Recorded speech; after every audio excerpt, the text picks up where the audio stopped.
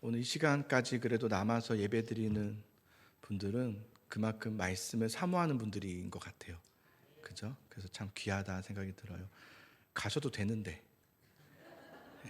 그럼에도 불구하고 안 가셔서 계시는 게 참 그만큼 말씀을 사모하는 거죠. 그죠? 그렇게 말씀을 사모하는 자에게는 그 경건에 이익이 있다고 말씀하셨어요. 반드시 이익이 있어요. 결코 헛되지 않습니다. 자, 우리 칠죄종 계속 배우고 있는데요. 칠죄종이라는 것은 이제 7가지 죄, 뿌리가 되는 7가지 죄의 7가지 죄고요. 칠주선은 거기에 대척종되는 7가지의 선이에요. 선. 그래서 칠죄종은 교만, 인색, 질투, 분노, 음욕, 탐욕, 나태. 거기에 대한 이제 견주어 볼 만한 것이, 칠주선은 교만에 대한 것은 겸손으로, 인색은 자선으로, 질투는 친절로, 분노는 인내로, 음욕은 순결로, 그 탐욕은 절제로, 그 나태는 근면으로, 이렇게 해서 선 7가지의 이 선을 우리가 잘 배우는 것이 중요하겠다 생각이 들고요. 이기기 위해서는 적군을 먼저 알아야 되는 것처럼 칠주선에 대한 그 죄, 주요한 죄예요. 우리를 무너뜨리는 주요한 7가지 죄를 쭉 살펴볼 텐데요. 오늘은 6번째입니다. 탐욕이에요. 탐욕. 사실은 우리는 여기서는 이제 성경에서는 또 칠죄종에서는 탐욕이라고 했지만 원래는 식탐입니다. 식탐. 그래서 식탐에 대한 얘기를 하는 건데요. 식탐이 뭐죠? 식탐은 대식가가 아닙니다. 그죠? 많이 먹는 걸 가지고 우리는 식탐이다. 그러니까 저한테 자꾸 식탐 있다고 말하지 않으세요. 저는 그냥 많이 먹는 거지 식탐 있는 게 아니에요. 위가 좀 클 뿐이에요. 그러니까 많이 먹는 것과 식탐은 좀 달라요. 식탐은 뭐냐면 먹을 것에 대한 욕심이에요. 그러니까 많이 먹는 것이 아니라 음식에 대한 어떤 집착. 제가 막 여러 번 먹으면서 제가 이거 먹지 마세요 뭐 이런 적 없잖아요. 그러니까 저는 식탐 있는 거 아니에요. 많이 먹는 것뿐이지 드세요라고 한단 말이에요. 그러니까 식탐은 음식에 대한 집착을 말해요. 식탐이 왜 생기는 거냐? 현대의학에서는 이렇게 말하더라고요. 스트레스. 많이 먹는 이유. 그러니까 이게 많이 먹는다는 것보다도 계속 먹는 이유는 스트레스 정신적인 어떤 스트레스 때문에 그러니까 정말 배가 고파서 먹는 게 아니라 먹는 행위를 통해서 채워주지 않던 욕구를 채우려고 하는 것. 그게 이제 의학적으로 식탐이라고 하더라고요.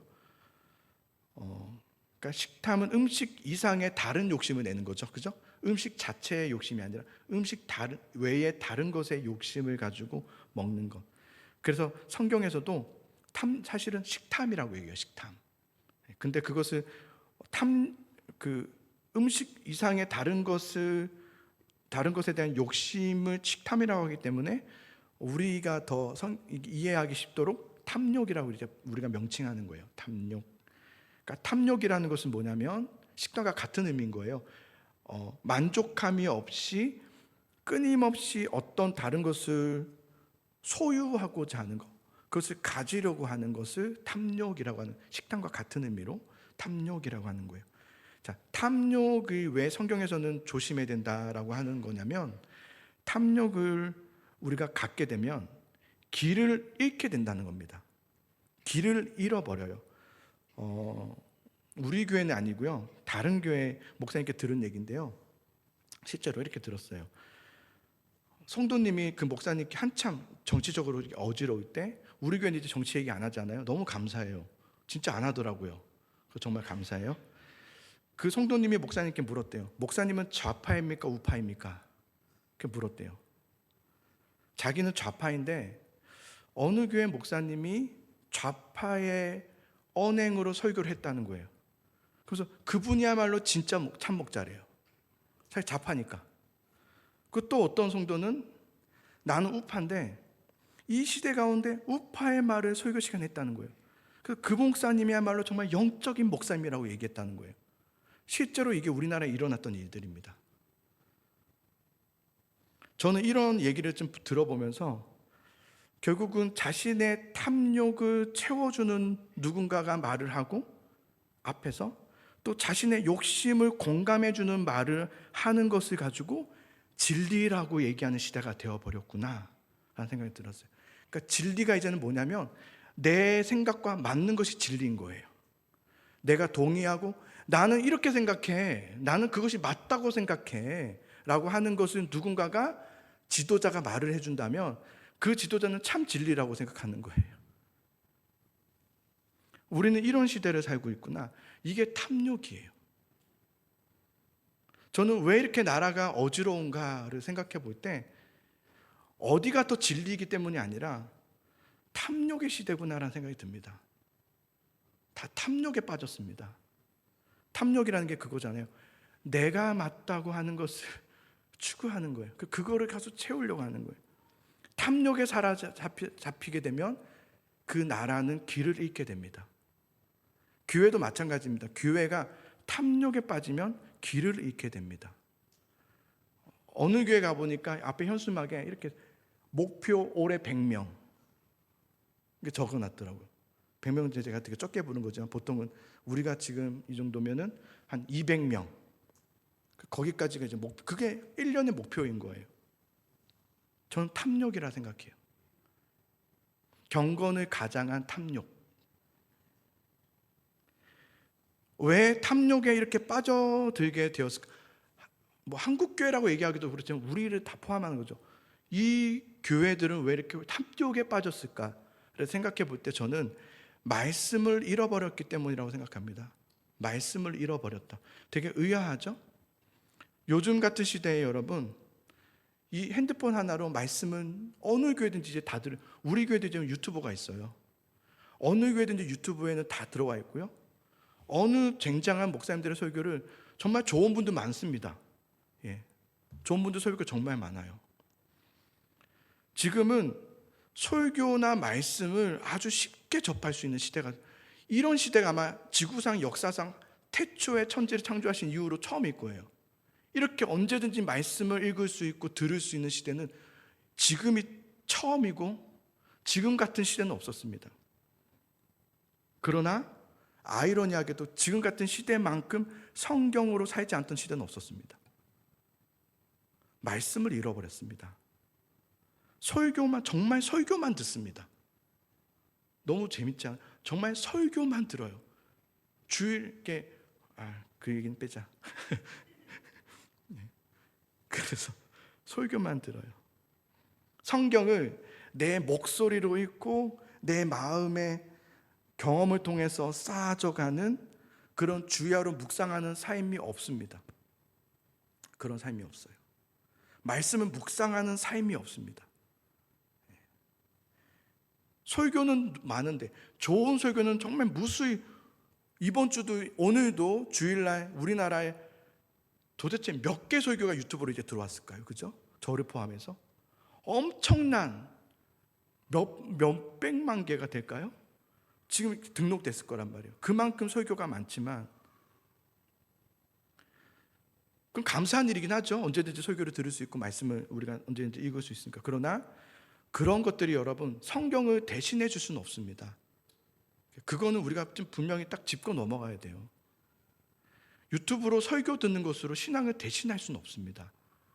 완전 별개입니다. 신앙과 유튜브 설교는 별개입니다. 좀 다릅니다. 설교자는 성경을 대신해 줄 수 없고 설교자의 설교도 성경을 대신해 줄 수는 없습니다. 그냥 해석해 줄 뿐이에요. 성경으로 살아가는 건 여러분이 하셔야 되는 거예요. 내가 펴서 내가 읽고 내가 싸우고 내가 괴로워하고 내가 아파하며 궁금해하는 그래서 지켜내는 그런 시간들. 그래서 기도하고 하나님 이 뜻이 도대체 무엇인지를 묻고 하나님은 어떻게 생각하시는지 나에게 지금 무슨 말씀을 하시는지를 찾고 그 주님을 만나는 그런 경험들이 쌓여져 가야 되는데 그런 경험들이 우리는 없죠. 성경을 잃으면 길을 잃게 됩니다. 왜 이 시대가 탐욕의 시대가 되었는가? 말씀을 잃었습니다. 말씀이 없습니다. 설교는 있는데 말씀은 없습니다. 야, 우리 목사님 말씀만 설교하셔. 그런 거 속지 마십시오. 내가 말씀이 있어야 됩니다. 내 말씀. 내가 묵상하고 내가 싸우고, 그래서 하나님께서 주시는 말씀이 있어야 돼요. 그게 기도를 통해서 확인되죠. 기도가 뭡니까? 기도하면 내가 원하는 것을 줄줄이 막 이거 주시고 저거 주시고 주문서를 내는 게 아니라, 기도는 하나님과 정말 대화하는 시간입니다. 그래서 하나님의 음성을 듣죠.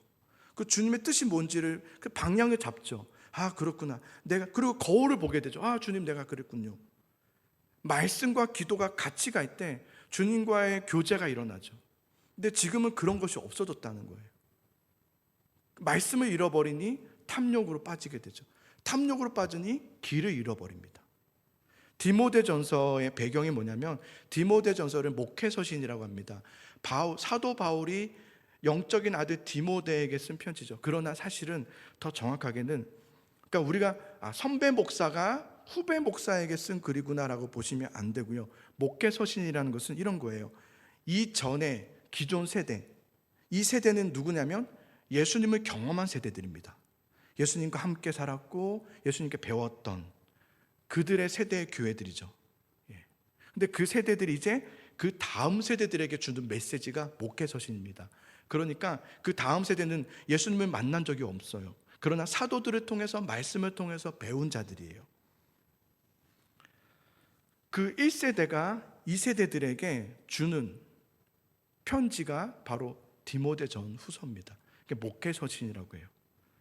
그 목회서신, 이제 다음 세대의 성도들에게, 다음 세대 교회들에게 무엇을 강조해서 말하냐면 말씀을 가르쳐요. 말씀으로 돌아가야 된다. 이걸 강조해요. 자, 오늘 우리가 읽었던 3절부터 5절까지의 말씀을 같이 한번 읽어볼게요. 자, 시작.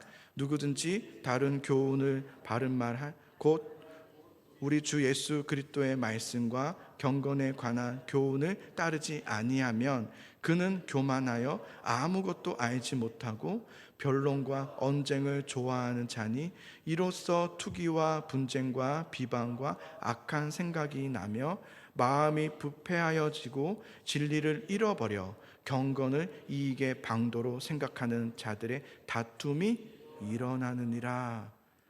자, 교회의 이 말씀을 잃어버리면, 그러니까 뭐냐면, 말씀을 잃어버렸다는 것은 뭐냐면 그들이 성경을 펴지 않았다의 정도가 아니라 잘못된 가르침을 따랐다는 겁니다. 우리가 말씀을 펴지 않으면 그 다음에 우리는 다른 것을 듣게 되는 거예요. 말씀을 듣지 않으면 다른 말을 듣게 되는 거예요. 그 당시에 다른 복음을 전하는, 가르치는 자들이 있었어요. 그 거짓 교사라고 그러죠. 거짓 교사. 거짓 교사와 참 교사는 겉으로는 구분되지 않습니다. 담임 목사입니다. 그래서 성도들이 뽑았습니다. 인격이 좋습니다. 그래서 겉으로 볼 때는 모릅니다. 저분이 거짓 교사인지. 왜냐하면 당사자도 모릅니다. 자기가 거짓 교사인지 참 교사인지를 모릅니다. 그래서 아무도 모르는 거예요. 그만큼 거짓 교사는, 여러분, 우리에게 겉으로는 전혀 이상할 것 없이 다가와요. 그러나 한 가지가 좀 달라요. 복음이 없어요. 오직 예수를 가르치지 않아요. 다른 것을 자꾸 해요. 제가 예전에 한 교회에 이제 전도사로 사역할 때 그 목사님은 저를 매우 좋아하셨어요. 그래서 저도 그 목사님께는 연세가 많으셨지만 굉장히 신뢰관계가 있었고 저도 많이 말씀을 드리는 편이었어요. 그분도 참 대단하죠. 전도사한테 그렇게 말을 듣는 거예요. 근데 한 번은 목사님이 저한테 오셔서 어디 세미나를 다녀오셨는데 뇌파 세미나를 다녀오신 거예요. 그래서 우리 이제 이거 할 거라는, 이게 뭔데요, 목사니까 기구까지 사오셨어요. 뇌를 이렇게 검사해서, 뇌파를 검사해서 거기를 가지고 목사님 이거 왜 사오셨어요? 이걸 가지고 부흥했다는 거, 어느 교회가. 이걸 검사해서 해서 뭐 해서 이거를 가지고 뭐 말씀을 전하고 해서 목사님 하지 마십시다 그랬어요. 하지 맙시다. 의외로 여러분 자꾸 복음이 아닌 다른 것을 가지고 자꾸 다가가요. 성도들은 잘 분별. 여러분도 저를 잘 분별하셔야 돼요. 야, 원유성 목사님이 귀여운지 말았는데 뒤에서 잘 분별하셔야 돼요. 저의 귀여운 외모에 속으시면 안 돼요. 예. 예. 다른 걸 가르치고 다른 걸 자꾸 하게 하고, 그래서 경건의 이익을 주장하는, 조장하는 그런 이들을 잘 분별하셔야 돼요. 잘 분별하셔야 돼요. 거짓 교사들은 할례를 받아야 된다, 그리고 율법을 지켜야 된다. 다 맞는 말 같아요. 맞는 말처럼 막 끼워 맞춰서 하니까 성도들이 혼란을 느끼는 거예요. 이런 다른 거짓 교사들의 가르침을 조심하라, 이렇게 말해요. 다른 거짓 가르침을 따르게 되면 나타나는 현상이 방금 우리가 읽었던 3절에서 5절인데요. 잘 보세요. 3절부터 보시면 누구든지 다른 교훈을 하며 바른 말을 해요. 바른 말 합니다. 그걸 들으면 혹해요. 맞는 말이거든요. 곧 우리 주 예수 그리스도의 말씀과 경건에 대한 교훈을 따르지 아니하면, 이렇게. 그래서 다른 말을 따르잖아요. 그러면 그는 어떻게 해요? 교만하여 아무것도 알지 못하고 변론과 언쟁을 좋아하는 자니. 거짓 가르침의 사람들의 특징이 뭐냐면 교회에서 언쟁을 좋아합니다. 자꾸 언쟁을 일으켜요. 따져요. 그러니까 따지는 게 잘못됐다는 게 아니라 이 따짐과 그 따짐이 좀 달라요. 자꾸 문제를 일으키는 거예요. 언쟁을 일으켜요. 그리고 이로써 투기라는 것은 질투와 시기를 말해요. 계속해서 투기와 분쟁과 계속 싸우게 하는 거예요. 경쟁하게 하고 이간질하고 둘이 싸움 붙게 하고 이런 거 있잖아요. 그렇게 하고 비방과 자꾸 비난하는 거예요. 깎아내리는 거예요. 저 왜 저래, 저렇게 깎아내리는 거예요. 악한 생각이 나며 다른 사람을 볼 때 선한 것이 보이지 않고 악한 것이 보이는 거예요. 그래서 자꾸 부족한 것만 자꾸 지적하는 거예요. 5절, 마음이 부패하여지고 진리를 잃어버려. 이것이 거짓 가르침을 따르는 자들의 특징입니다. 마음이 부패하여지고 진리를 잃어버려. 그러고 나면 어떻게 되느냐? 경건을 이익의 방도로 생각하는 자들의 다툼이 일어나는지라. 경건을 이익의 방도로 생각한다. 경건을 이익의 방법으로 생각하는 거예요. 그래서 교회가 잘 되기 위해서 경건을 사용하는 거예요. 경건을 사용해요. 경건을 사용해서 교회가 잘 되는 자신의 이익을 취하려고 하는 거예요. 이게 되게 어렵죠. 어느 교회는 주보에 헌금자 명단을 올려요. 그런데 여러분, 가나다 순이 아니라 헌금 액수의 순서대로 놔요. 해볼까? 그러면 효과가 이렇게. 그래서 성도들이 그 피면서 이제 나는 몇 순인가 보는 거죠. 이렇게 쭉 봤는데 목사님은 뒤에 있어. 우리가 서로가 그 액수를 보면서 평가하죠. 하나님께 드려야 되는 헌금을, 그 헌금의 그 경건함을 그런 식으로 이익을 위해서 사용해 버리는 이런 악한 교회가 있습니다. 왜 이렇게 되었을까요? 말씀을 잃어버렸기 때문입니다. 설교가 없는 것이 아니라 말씀으로 사는 삶이 없는 겁니다. 즉 말씀으로 충분하고 나는 오직 예수 그리스도로 충분하다고 하는 그 복음, 나는 예수님이며 한 분이며 충분합니다라는 그 복음을 잃어버린 겁니다. 그걸 잃어버린 거죠. 그래서 경건을 이익의 방도로 생각하게 돼요. 그래서 교회가 부흥하기 위해서 경건을 사용해서 이익의 방도로 사용하죠. 어느 교회는 가면 돈을 준대요. 모르셨구나. 거기 가면 매주 돈 받을 수 있어요. 어느 교회 가면 그냥 직분을 준대요. 그냥 상관없어요. 그냥 준대요. 그냥 언제든지 와라. 경건은 이익의 방도로 사용하는 거예요. 자, 6절을 보시면 그러나 자족하는 마음이 있으면 경건은 큰 이익이 되느니라 그랬어요. 자족하는 마음이 있으면. 자족하는 마음이 무엇일까? 여기에 대한 설명이 7절부터 쭉 나오는데요. 7절부터 보시면 우리가 세상에 아무것도 가지고, 자, 이제부터 제 해석을 잘 이해하셔야 됩니다. 우리가 이 세상에 아무것도 가지고 온 것이 없음에 또한 아무것도 가지고 가지 못하리니, 우리는 아무것도 가지고 온 것이 없고 또 아무것도 가지고 가지 못한다, 이런 말이죠. 자, 8절 우리가 먹을 것과 입을 것이 있은즉 족한 줄로 알 것이니라. 먹을 것과 입을 것이 있다면 자족할 수 있어야 된다라는 말이고요.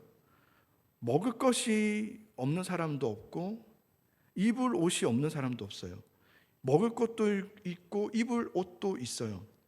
그런데 거기에 대한 감사와 만족과 자족이 없죠. 그죠? 우리는 오히려 내가 입고 있는 것, 내가 가진 것보다, 내가 먹는 것보다도 더 맛있는 것, 그리고 더 좋은 옷, 더 좋은 것, 더 많은 것, 남들보다는 그래도 이 정도 우월한 것을 가지려고 하는 우리 안에 식탐이 있죠. 우리에게 그런 식탐이 있죠. 자, 9절에 보십시오. 부하려 하는 자들은, 자, 이렇게 부하려 하는 자들은 시험과 올무와 여러 가지 어리석고 해로운 욕심에 떨어지나니 곧 사람으로 파멸과 멸망에 빠지게 하는 것이라. 그러니까 계속해서 더 가지려고 하고, 더 이루려고 하고, 더 칭찬받으려 하고, 더 인정받으려 하고, 그렇게 뭔가를 덜한 것을 붙일 때마다 그는 시험과 올무에 빠지게 된다. 그리고 결국 그는 시험과 올무에 빠짐을 통해서 파멸과 멸망을 당하게 된다. 이렇게 말씀하고 있어요. 그래서 자족하라라는 뜻인데요. 그러면 우리는 어떻게 자족할 수 있는가? 자, 사도 바울은 앞에 이 이야기를 하면서 우리에게 너희에게는 먹을 것이 있으니, 너희에게는 입을 옷이 있으니 그것으로 만족해라, 이런 말을 하고 있는 것이 아닙니다. 그래서 잘 들으셔야 됩니다.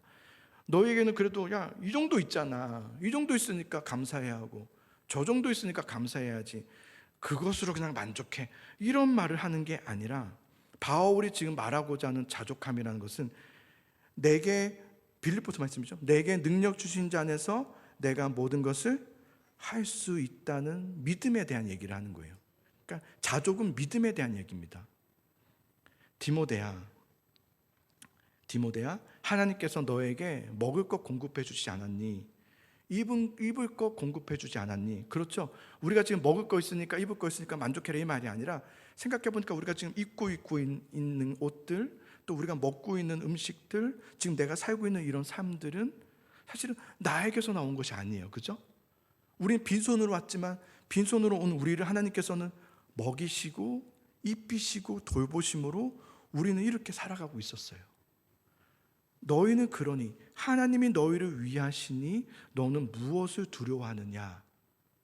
내게 능력 주시는 자 안에서 내가 모든 것을 할 수 있음을 믿으라는 거예요. 그러니까 하나님을 믿으라는 거예요. 그리스도인에게 자족이라는 것은 내가 지금 가지고 있는 것에 대해서 그냥 만족해, 이 자족을 말하는 것이 아니라, 나를 위하셔서 나에게 끊임없이 사랑하시고 돌보아주시는 예수 그리스도로 충분한 신앙을 가지라는 거예요. 예수님으로 충분하다는 그 믿음을 가지라는 거예요. 예수님으로 만족할 수 있는 믿음을 가지라는 거예요. 어떤 걸 더 가짐으로 인해서 만족함이 아니라, 어떤 걸 더 누림으로 인해서 만족함이 아니라, 나는 예수님으로 충분합니다. 내가 얼마 없지만 만족해요, 이게 아니라 나는 예수님으로 충분합니다. 이거를 자족이라고 가르치는 거예요. 자족. 나는 예수님으로 구원받게 되었고 나는 예수님으로 새 생명을 얻게 되었어. 나는 하나님의 자녀가 되었어. 그 예수님으로 충분한, 또 예수님으로만 충만한 믿음을 가진 그가 바로 자족하는 자죠. 자족. 자, 10절에 보십시오. 돈을 사랑함이 일만 악의 뿌리가 되나니 이것을 탐내는 자들은 미혹을 받아 믿음에서 떠나 많은 근심으로써 자기를 찔렀도다. 자, 돈이라는 것이 일만악의 뿌리가 아닙니다. 돈은 좋은 겁니다. 돈은 필요합니다. 그러나 무엇이 문제냐면 돈을 사랑하는 것. 그게 문제입니다. 돈을 사랑함이 되면 일만하게 뿌리가 되기 시작합니다. 돈은 선한 도구가 될 수도 있고 악한 도구가 될 수도 있습니다. 예수님은 재물과 하나님을 겸하여 섬길 수 없다 그랬죠. 겸하여 섬길 수 없다. 왜냐하면 돈이라는 것은 하나님의 자리를 위협할 만큼 가장 강력한 유혹이기 때문에 그렇습니다. 그래서 돈 때문에 하나님과 멀어지기 쉽고요. 돈 때문에 교만하기 쉽고요. 돈이 모든 것의 힘이라고 여겨지기도 하죠. 돈은 악한 도구가 될 가능성이 굉장히 높습니다. 성경은 돈에 대해서 가르치고 있는 구절이 많지만 돈 자체에 대해서 죄악시 여기는 것은 없습니다. 돈을 사랑하는 것. 우리의 육신도 마찬가지입니다. 우리 육신, 세상, 돈 이러한 자체가 죄악이 아니라 그것을 우리 몸을 어떻게 사용하느냐, 우리에게 있는 돈을 어떻게 사용하느냐, 이 가진 이것의 주권을 어디에 두느냐에 따라서 그 나에게 주신 육신과 세상과 돈이 선함이 될 수도 있고 악함이 될 수도 있는 거죠. 그래서 우리에게 주신 육신들, 재물, 돈 이러한 것은 우리에게 필요한 부분이긴 하지만 행복의 조건은 아닙니다. 그렇죠? 행복의 조건은 아니죠. 어쩌면 여러분 중에서는 이런 생각을 할 수 있어요. 예수님 잘 믿고 기도하고 예배하면 뭐해? 그러면 뭐해? 안 되는데. 해도 안 되는데. 기도해도 안 되는데. 기도해도 안 낫는데. 기도해도 해결이 안 되는데. 그럼 뭐해? 라고 하시는 분 있을 수 있어요. 마음에. 근데 그에게 사도 바울이 하는 말인 거죠. 돈으로가 아니라 예수님으로 채워라. 예수님으로 채워라. 예수님으로 만족해라. 돈이 많으면 좋아질 것이라는 착각에서 벗어나야 돼요. 이 문제가 해결되면 더 좋아질 것이라는 그 생각에서 우리는 나와야 돼요. 우리에게 정말 행복과 만족은 예수 그리스도이십니다. 이 고백을 할 수 있는 신앙이 되도록 기도해야 돼요.